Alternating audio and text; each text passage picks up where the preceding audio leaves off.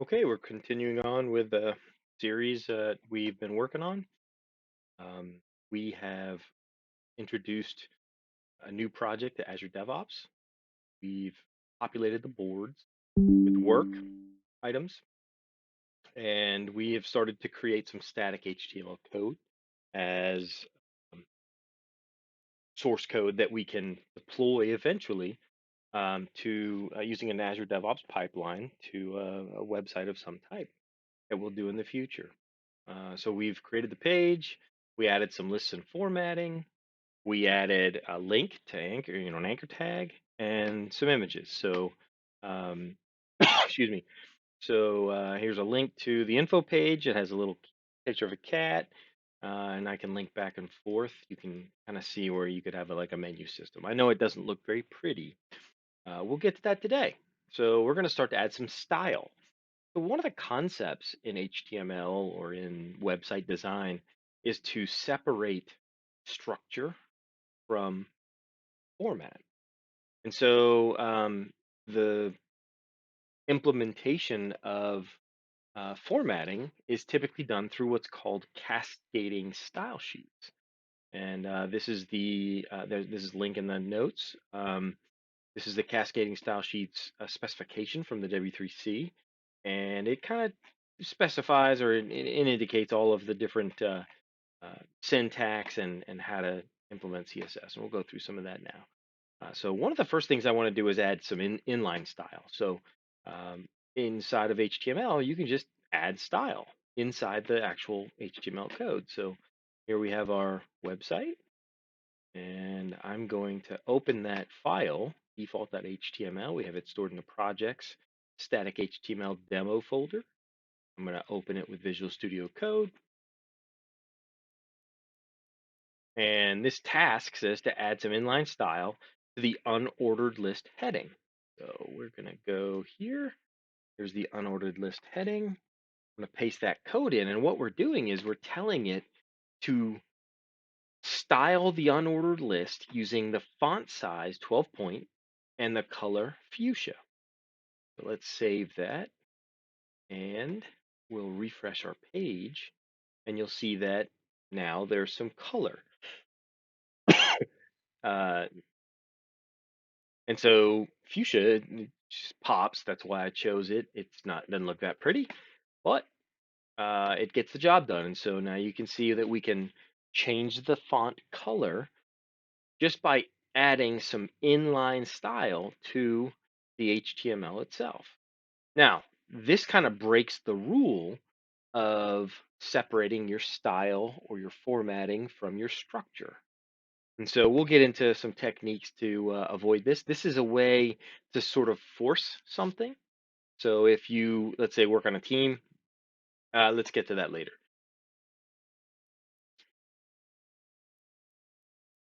Sorry about that. Let's get back here. So we added some inline text, or excuse me, inline style. We're going to mark that as done. And inside the Cascading Style Sheets standard, you can manipulate all kinds of things: the font size, the color, the direction of the text, all kinds of things. So let's mark that complete. And now we're going to add style to the header itself. So not only can you, or to one of the headings, excuse me. So let me go back to the text. And so in this H1, I'm going to add a style that says text align center. So it's going to take that text that labeled training and it's going to center it on the page. Save that. And you can see it's here, it's a left aligned. And as soon as we hit refresh, it's now aligned to the center. And if I change the size of the page, it stays to the center.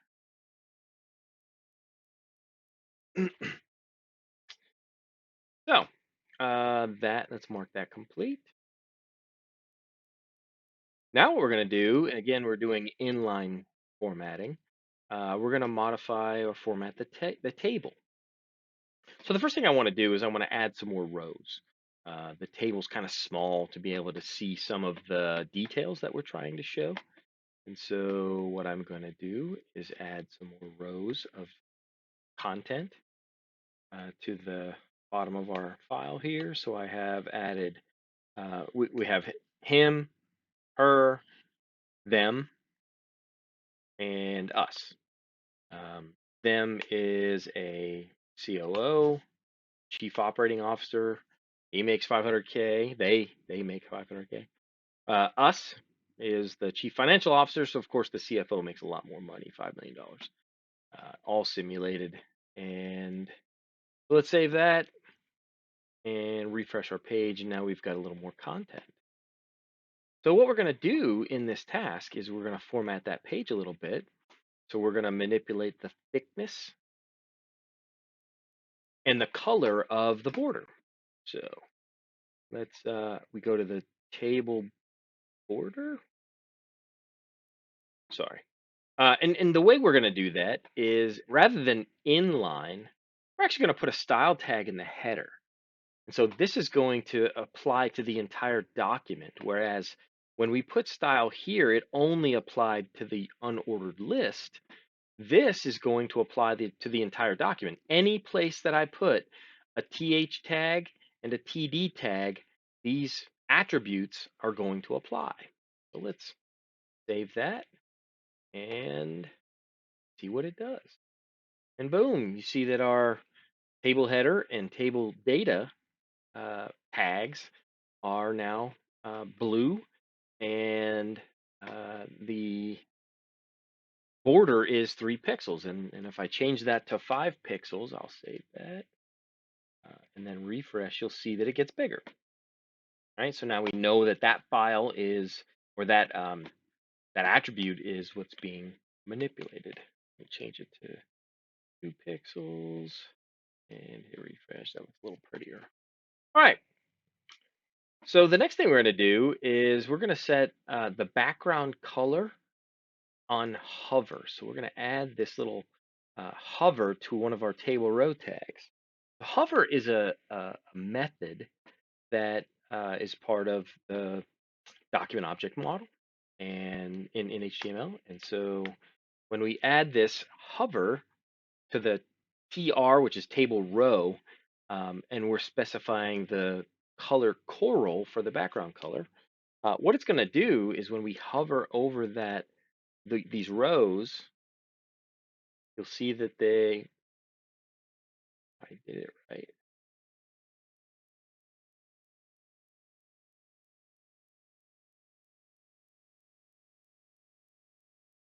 Okay, that looks right. Oh, I need to refresh the document.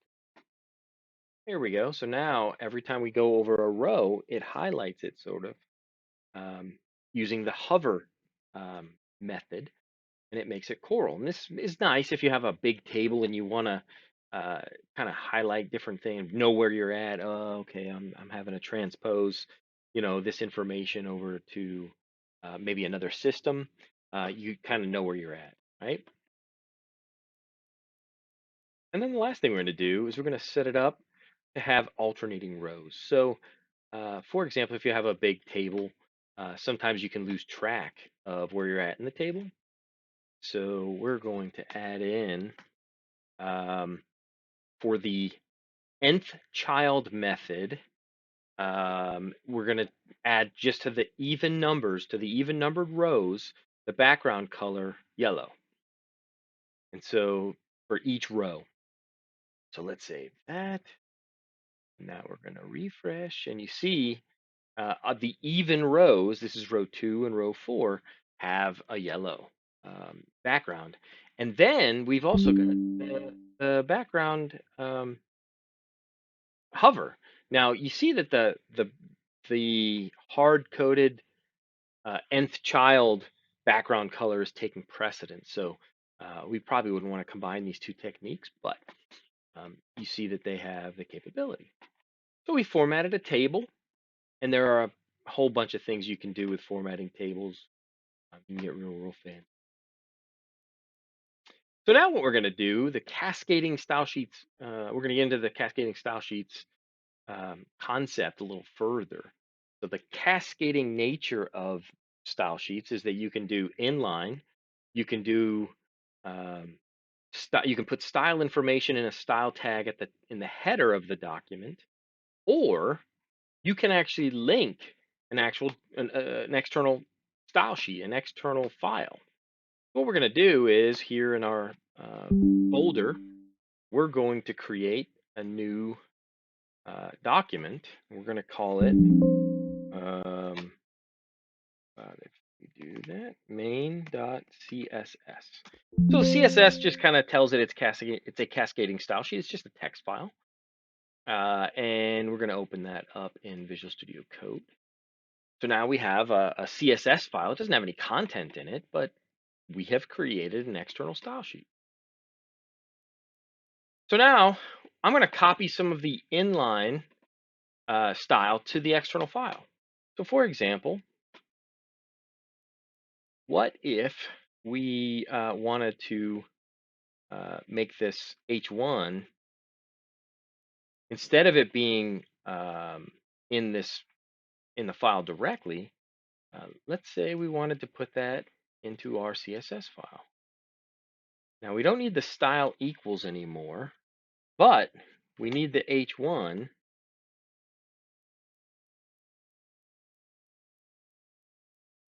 to identify it. And one of the things I like to do is kind of format things. So this just becomes my standard. And then if I wanted to do another one, let's say, where else do we have it? The UL, right? The unordered list. Let's cut that out. Put this into the main CSS file. Take out the style equals because we know it's a style. We're going to apply it to UL, sorry. And I like to, like I said, format these things. So I'm separating them out. I got to take quote out of there and then close the bracket. All right, so now we've added to the main.css file, but we haven't added a link to the main.css file yet. So the HTML file doesn't know anything about it. So when I come in here and refresh, the center goes away. And why is that still shit? I didn't save it. That's why. Okay, now the fuchsia goes away. So let's link the documents now. So I did this. Now we have to link the style.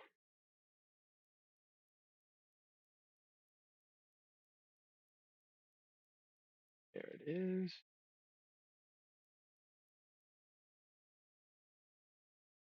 So it uses the link tag and it goes into, yeah, I'm going to leave the style, the table styles in the style header at the top. We're going to link the main document and it says we're using a link.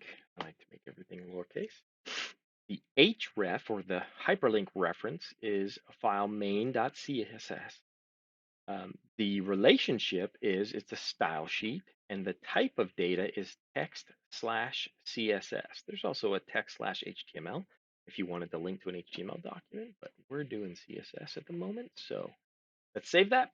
We'll hit refresh, and our training gets centered, and our unordered list turns fuchsia again. And to prove that I'm using that document, that the main.css is what controls it, let's change this to purple. And we hit refresh, and now it just turned purple. Kind of an ugly color, but all right. So let's go back to our document here. So we want to add style from the header to the file and reformat. So we already did that kind of stuff. So this is done.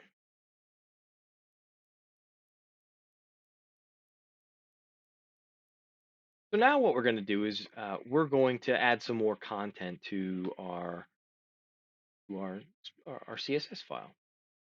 So we're going to manipulate the background and the font that gets rendered on the page. Right? So right now the background is white.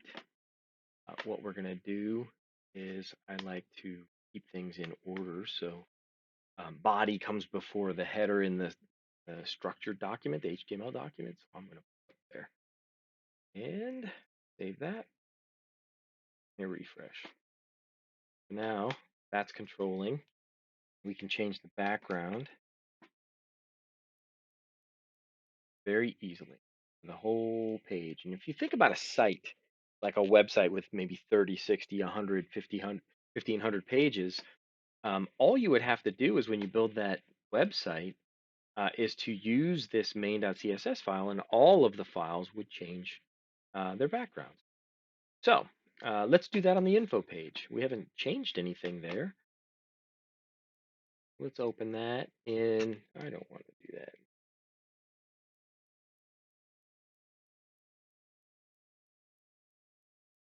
Let's open this in Visual Studio Code. We're going to add in this link to the main.css file in the header. And we have an H1 now. So we click on info, you'll see that info page is centered now and the background is gray. Let's do this. Go to the main.css file and change it to light blue like I had it before. Oh, don't save as. And we hit refresh. Boom, it changes it. And if we click the default page, it's also changed. So now both pages are linked to that CSS file that controls the formatting of, at least in this case, the background color and the some of the details. So what we're going to do now is we're going to create an alternate CSS file. New file. We're going to call it alt.css. And what I want to do, open that in Visual Studio Code, if you would. There we go. What I'm going to do is I'm going to copy this body tag because it's really easy to change and manipulate. And we're going to change the background to red. Now, if we come into our page, change this to alt.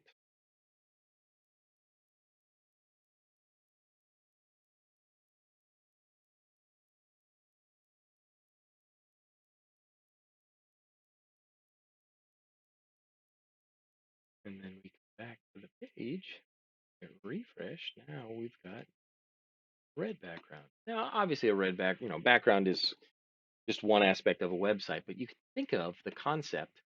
You see on websites all the time where they have like a dark theme or a dark mode. That's how they do that. They use a different style sheet. And so you could actually have a drop down that would allow the user to decide what they want their theme to look like on their website. Maybe it's red, maybe it's blue, maybe it's red, white, and blue for 4th of July, something like that. But you can control or allow them to control the background just by giving a little drop down, and that drop down would change a parameter to this href so that it would point to the unique CSS file for that particular theme. Okay.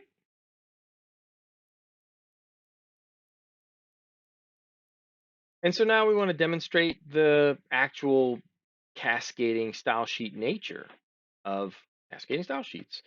So what we're going to do is we're going to go back to our main.css just to this in here.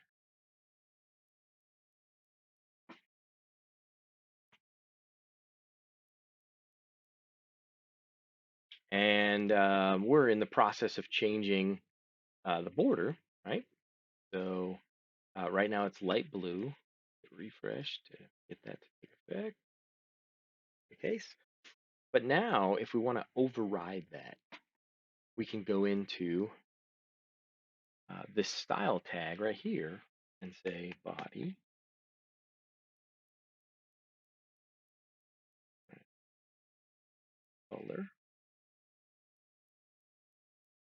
is green.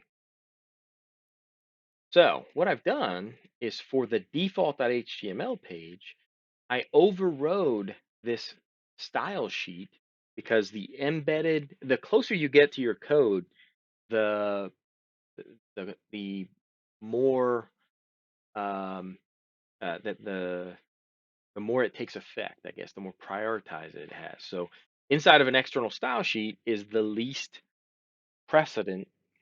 And then in a style tag in the header is next precedent, and then embedded inside of an individual um, inline tag would take the most precedence. So uh, let's hit refresh here. Oh, did I save it?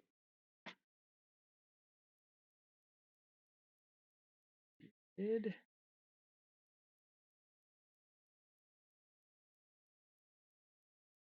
If it's because I have the style of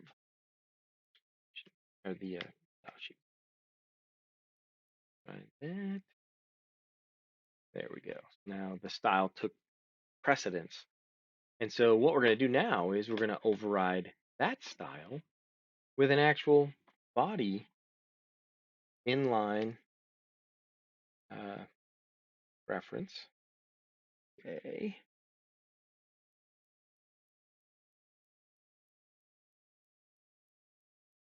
Color. Let's make it red. So it's not light blue. It's not green.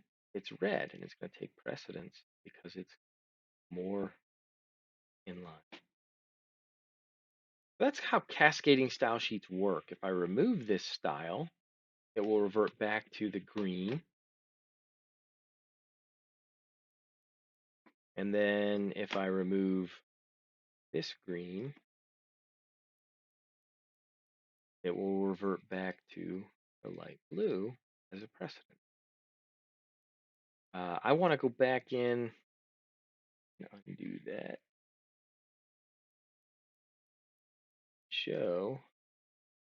All right, so green's taking precedence, but when you click on info page, it still is pointed to the cascading style sheet document main.css, which is telling it to use a background of light blue. It does not have the override. When I click on default page, it does have the override. And so if we take this override out, back to blue, blue, and that's how it works. So we made some theme style sheets. We marked that complete. And we demonstrated the cascading nature of CSS. I want to thank you for watching. Please like, subscribe, and share. And I hope to see you on the next one. Have a great one.